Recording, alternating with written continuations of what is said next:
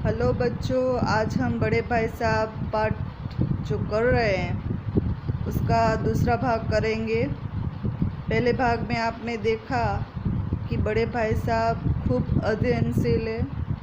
दिमाग को आराम देने के लिए वो नए नए तरीके निकालते हैं। छोटा भाई है जो उन्हें बिल्कुल किताबें पसंद ही नहीं है, वो हमेशा खेल कूद ही करता है। बड़े भाई की डांट सुनकर छोटे भाई ने टाइम टेबल तो बना लिया, लेकिन उन पर अमल नहीं कर पाया। यहाँ तक हमने देखा था। दूसरे भाग में इम्तहान हुआ, यानी साल के एंड में जो एग्ज़ाम होती है वो हुई। परिणाम आया तो बड़ा भाई फेल हो गया और छोटा भाई पास हो गया। पास तो हुआ लेकिन कक्षा में प्रथम आ गया। अब वो बोल रहे हैं कि उनके और बड़े भाई के बीच सिर्फ 2 साल का अंतर रहा। फिर उसे लगा कि बड़ा भाई हमेशा डांटता रहता है, तो थोड़ा मैं भी उसकी खिंचाई कर लूँ। उन्हें सोचा कि मैं ऐसा बोलूँ, आपकी वह घोर तपस्या कहाँ गई? मुझे देखिए, मज़े से खेलता भी रहा और दर्जे में अव्वल भी हूँ। लेकिन लेखक है यानी छोटा भाई, वो अपने बड़े भाई का दुखी चेहरा, उदास चेहरा देखकर उसे भी दिली हमदर्दी हो गई और उन्हें घाव पर नमक छिड़कने का विचार जो था वो लज्जास्पद लगा। यहाँ पर एक मुहावरा आया, घाव पर नमक छिड़कना, यानी दुखी को और दुखी करना। जितने भी मुहावरे आप नोट करना। उसके बाद छोटा भाई है जो पास होता गया पढ़े बिना, तो उसे थोड़ा अभिमान हो गया और आत्मविश्वास भी बढ़ा। लेकिन जो बड़ा भाई था, फेल हो गया था, उसका रोब अब छोटे भाई पर नहीं रहा।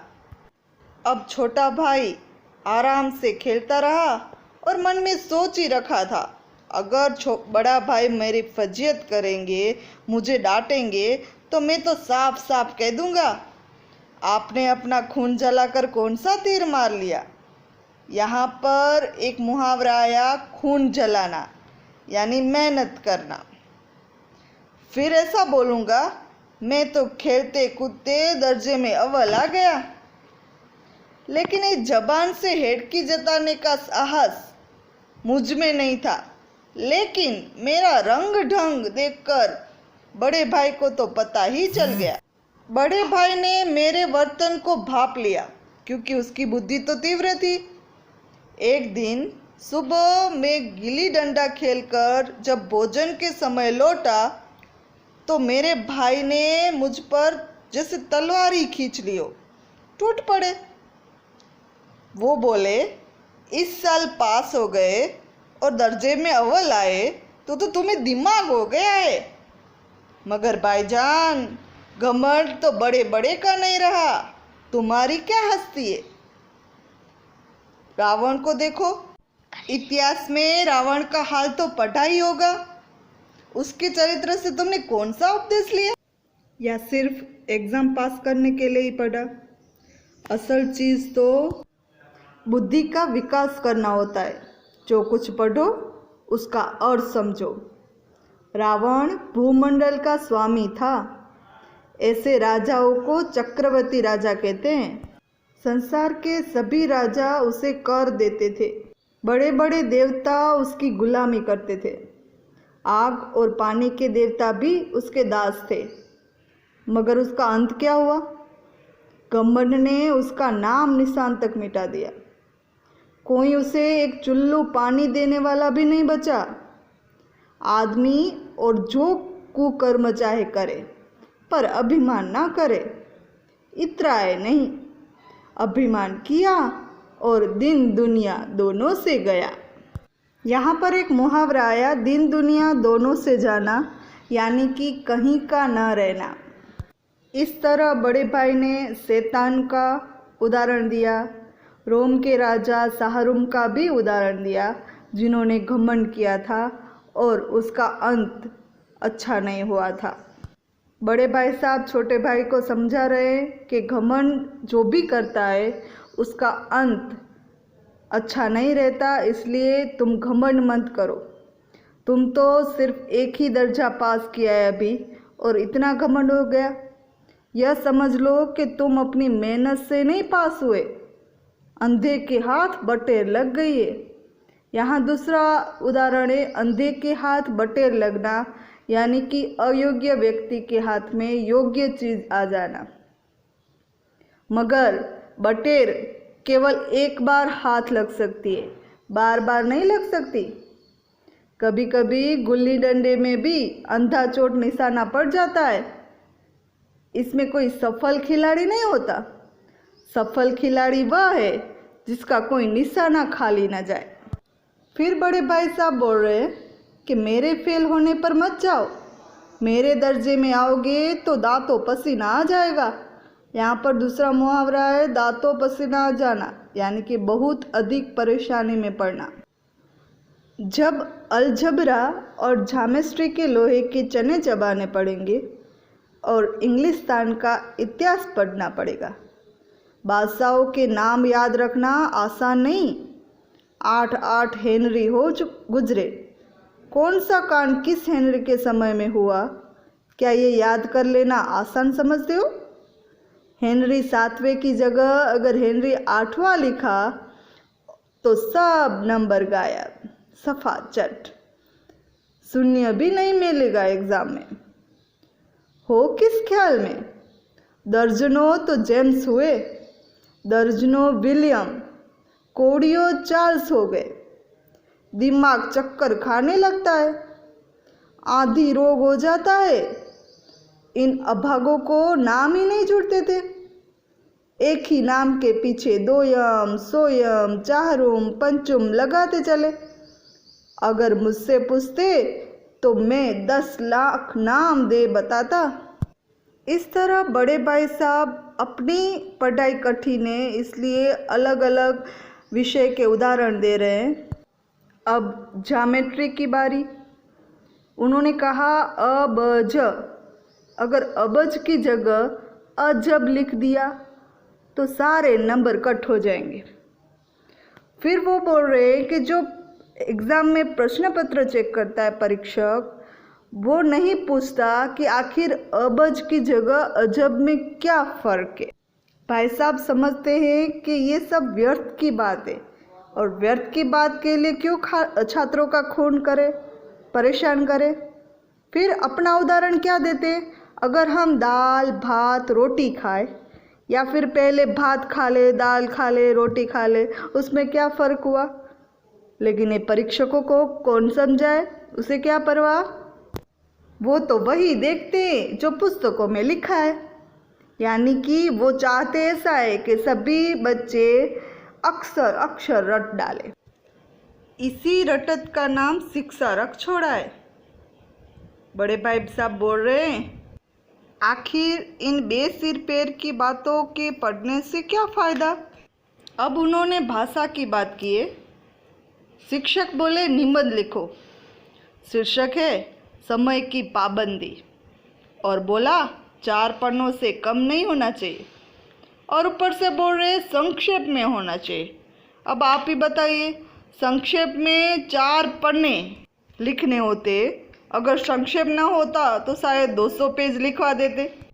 जो बात एक वाक्य में कही जा सके उसे 4 पन्नों में लिखने की क्या ज़रूरत। मैं तो इसे हिमाकत कहता हूँ, यानी कि बेवकूफ़ी। यह तो समय की किफ़ायत नहीं, बचत नहीं, बल्कि उसका दुरुपयोग है। इस तरह बड़े भाई साहब अपने दर्जे की कठिन पढ़ाई का जिक्र करने लगे और कहने लगे कि मेरे दर्जे में आओगे लाला तो ये सारे पापड़ बेलने पड़ेंगे। यहाँ पर एक मुहावरा है पापड़ बेलना, यानी मेहनत करना, और तब आटे दाल का भाव मालूम होगा। इस दर्जे में अव्वल आ गए हो तो ज़मीन पर पाँव नहीं रखते।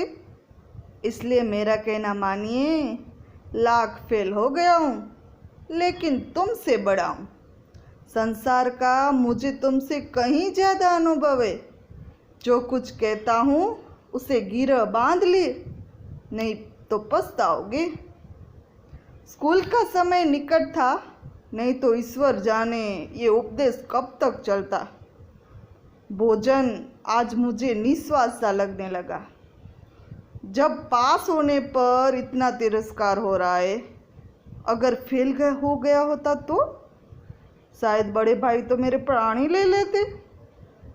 भाई साहब ने अपने दर्जे की पढ़ाई का जो भयंकर चित्र खींचा था, उनसे मुझे डर लगने लगा। स्कूल छोड़कर घर नहीं भागा, ये हैरानी है। लेकिन इतने तिरस्कार पर भी पुस्तकों में मेरी अरुचि ज्यों की त्यों ही बनी रही। खेल कूद का कोई अवसर हाथ से न जाने देता था। पढ़ता भी मगर बहुत कम, बस इतना कि रोज टास्क पूरा हो जाए और दर्जे में जलील न होना पड़े। अपने ऊपर जो विश्वास पैदा हुआ था वह फिर लुप्त हो गया और फिर चोरों का सा जीवन कटने लगा। बड़े भाई साहब पूरा दिन रीड करते थे, पता नहीं याद रखते थे कि नहीं रखते थे। दिमाग को आराम देने के लिए फिजूल की बातें किया करते थे, लिखा करते थे, चित्र बनाया करते थे।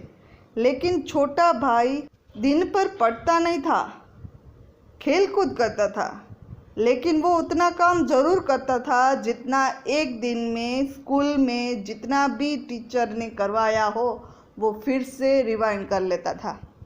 तो मेरा कहना भी ये है कि रोज़ के वीडियो आ रहे हैं आपके घर पर ही, घर बैठे ये काम करना है, तो एक नसीहत ये भी है कि जितना रोज़ का हो आप करते जाइए, तो एक साथ ना हो। ये बड़े भाई साहब लेसन का हमारा दूसरा भाग भी पूरा हुआ। अब तीसरा शुरू कर रहे हैं। तो तीसरे भाग की शुरुआत में फिर से सालाना इम्तिहान हुआ और कुछ ऐसा संयोग हुआ कि छोटा भाई पास हो गया और बड़ा भाई फिर से फेल हो गया। छोटे भाई ने बहुत मेहनत नहीं की थी, लेकिन दर्जे में अव्वल आया और बड़ा भाई तो बहुत परिश्रम किया था। कोर्स का एक एक अक्षर चाट गए थे। 10 बजे रात उधर, 4 बजे भोर को उधर, 6 से 9:30 तक स्कूल में जाना। पता नहीं सोना कब था उसका तो चेहरा भी चमकहीन हो गया था, मगर बेचारे फेल हो गए। मुझे उन पर दया आई। नतीजा सुनाया गया तो वो रो पड़े और उनका रोना देखकर मैं भी रोने लगा। अब मेरे प्रथम आने की खुशी आधी हो गई। मैं भी फेल हो गया होता तो भाई साहब को इतना दुख नहीं हुआ होता, लेकिन विधि की बात कौन टाले। अब मेरे और मेरे भाई साहब के बीच केवल एक ही दर्जे का अंतर रहा। मेरे मन में एक खराब भावना उदय हुई, कहीं भाई साहब एक साल और फेल हो जाए तो मैं उसके बराबर हो जाऊं, फिर वह मुझे कैसे डांटेंगे। लेकिन मैंने इस विचार को दिल में ही बलपूर्वक दबा दिया। आखिर वह मुझे मेरे हित के लिए तो डांटते हैं। मुझे इस वक्त अप्रिय लगता है अवश्य, मगर यह शायद उसके उपदेश का ही असर है कि मैं दनादन पास होता जा रहा हूँ, और वो भी अच्छे नंबरों से। अब बड़े भाई साहब बहुत नरम पड़ गए। कई बार मौका मिला डांटने का, लेकिन उन्होंने मुझे डांटा नहीं, धीरज से काम लिया। शायद वह अब खुद समझने लगे होंगे कि मुझे डांटने का अधिकार अब उन्हें नहीं रहा, इसलिए मेरी मनमानी बढ़ने लगी। मुझे कुछ ऐसी धारणा हुई कि मैं पास ही हो जाऊंगा, पढ़ूं या ना पढ़ूं, मेरी तकदीर बलवान है। इसलिए भाई साहब के डर से जो थोड़ा बहुत पढ़ लिया करता था ना, वो भी मैंने बंद कर दिया। अब मुझे पतंग जगाने का नया शौक पैदा हुआ और अब सारा समय पतंगबाजी की भेंट। फिर भी मैं बड़े भाई साहब का अदब करता था और उनकी नज़र बचाकर कनकौआ उड़ाता था। कनकौआ मीन्स पतंग। माजा देना, कन्ने बांधना, पतंग टूर्नामेंट की तैयारी आदि समस्याएं सब गुप्त रूप से हल हो जाती थी। एक दिन संध्या समय हॉस्टल से दूर में कनकौवा लूटने बेतहाशा दौड़ा जा रहा था। तब मेरी मुलाकात बड़े भाई से हो गई, जो शायद बाजार से लौट रहे थे। उन्होंने वहीं मेरा हाथ पकड़ लिया और उग्र भाव से बोले, और इन बाजारी लोंडों के साथ बेकार के कनकौवे के लिए दौड़ते हुए तुम्हें शर्म नहीं आती? तुम्हें इतना भी कुछ लिहाज नहीं कि अब तुम नीची जमात में नहीं हो, बल्कि 8वीं जमात में हो, मुझसे केवल 1 दर्जा नीचे। आखिर आदमी को कुछ तो अपनी पोजीशन का ख्याल रखना चाहिए। फिर से बड़े भाई साहब का भाषण शुरू। अब वो छोटे भाई को ये समझा रहे हैं, एक ज़माने में लोग 8वीं दर्जा पास करते थे ना, तब बड़ी पोस्ट पर उसे नौकरी मिल जाती थी। और तुम देखो, 8वें दर्जे में आकर इन बाजारी लोंडों के साथ कनकौवे के लिए दौड़ रहे हो। तुम अपने दिल में समझते होंगे कि मैं भाई साहब से महज 1 दर्जा नीचे हूँ और अब उन्हें मुझको कुछ कहने का हक नहीं। लेकिन ये तुम्हारी गलतफहमी है। मैं तुमसे 5 साल बड़ा हूँ और चाहे आज तुम मेरी ही जमात में आ जाओ और परीक्षकों का यही हाल हुआ ना, तो शायद अगले साल मुझसे आगे भी निकल जाओ। लेकिन मुझ में और तुझ में जो 5 साल का ये अंतर है ना, उसे तुम क्या खुदा भी नहीं मिटा सकता। मैं तुमसे 5 साल बड़ा हूँ और हमेशा रहूँगा। वो हम कहते हैं ना, इतनी ज़्यादा दिवाली देखिए, ऐसी बात कर रहे हैं। जिंदगी का जो अनुभव है वो तुमसे ज़्यादा है और तुम इसकी बराबरी नहीं कर सकते। अब अनुभव की बात हुई है तो बड़े भाई साहब ने अम्मा और उनके दादाजी का उदाहरण दिया। अम्मा तो अनपढ़ थी, लेकिन दादाजी शायद 5वीं या 6ठी जमात तक आगे बढ़े होंगे। लेकिन हम दोनों चाहे सारी दुनिया पढ़ ले, अम्मा और दादा को हमें समझाने और सुधारने का अधिकार हमेशा रहेगा। केवल इसलिए नहीं कि वो हमारे जन्मदाता है, बल्कि इसलिए कि उन्हें दुनिया का हमसे ज़्यादा तजुर्बा है और रहेगा। फिर बड़े भाई साहब ने उदाहरण देते हुए समझाया कि आज मैं बीमार हो जाऊं तो तुम्हारे हाथ पांव फूल जाएंगे। यहाँ एक मुहावरा है, हाथ पांव फूल जाना यानी परेशानी में पड़ जाना। दादा को खत लिखने के सिवा तुम्हें और कुछ सूझेगा नहीं। लेकिन अगर दादा तुम्हारी जगह होते तो वो किसी को तार नहीं देते, न घबराते, न बेहाल होते।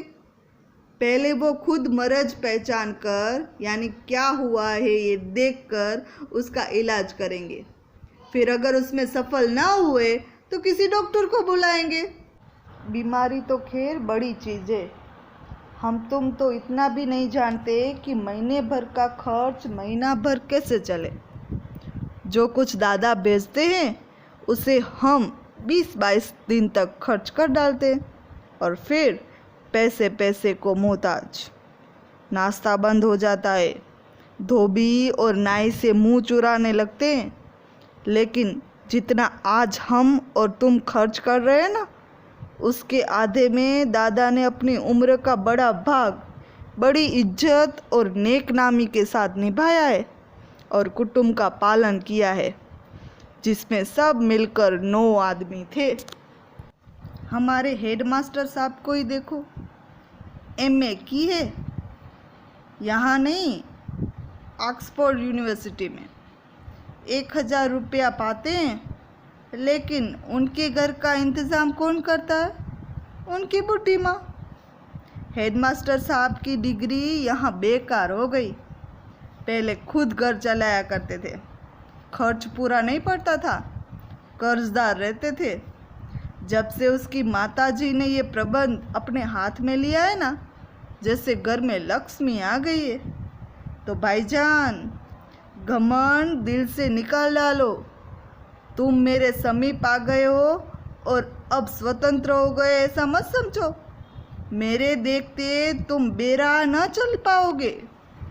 अगर तुमने यूँ न माना तो मैं थप्पड़ का भी प्रयोग कर सकता हूँ। मैं जानता हूँ तुम्हें मेरी बात जहर लग रही है। मैं उनकी इन नई युक्ति नतमस्तक हो गया। मुझे आज सचमुच अपनी लघुता का अनुभव हुआ और भाई साहब के प्रति मेरे मन में श्रद्धा उत्पन्न हुई। मैंने करुणापूर्वक आंखों से कहा, हरगिज़ नहीं, आप जो कुछ फरमा रहे हैं बस बिल्कुल सच है और आपको उसके कहने का अधिकार भी है। भाई साहब ने मुझे गले से लगा लिया और बोले, मैं कनकौवा उड़ाने को मना नहीं करता, मेरा भी जी ललचाता है, लेकिन क्या करूं? खुद बेराह चलूँगा तो तुम्हारी रक्षा कैसे करूँगा? यह कर्तव्य तो मेरे सिर है। संयोग से उसी वक्त एक कटा हुआ कनकौवा हमारे ऊपर से गुजरा। उसकी डोर लटक रही थी। लड़कों का एक गोल पीछे पीछे दौड़ा चला आ रहा था। भाई साहब लंबे हैं, इसलिए उछलकर उसने डोर पकड़ ली और बेतहाशा हॉस्टल की तरफ दौड़े। मैं भी उनके पीछे पीछे दौड़ा। ये था हमारा बड़ा भाई साहब लेसन। यहाँ पर हमारा गद्य पूरा हुआ। अब जो मैं क्वेश्चन बोल रही हूँ वो आज का आपका वर्क होगा। पहला क्वेश्चन, दूसरी बार पास होने पर छोटे भाई के व्यवहार में क्या परिवर्तन आया? नेक्स्ट, बड़े भाई साहब को अपने मन की इच्छा क्यों दबानी पड़ती थी? नेक्स्ट, बड़े भाई साहब छोटे भाई को क्या सलाह देते थे और क्यों? छोटे भाई ने बड़े भाई साहब के नरम व्यवहार का क्या फ़ायदा उठाया? नेक्स्ट, एक दिन जब गुल्ली डंडा खेलने के बाद छोटा भाई बड़े भाई साहब के सामने पहुंचा तो उनकी क्या प्रतिक्रिया हुई?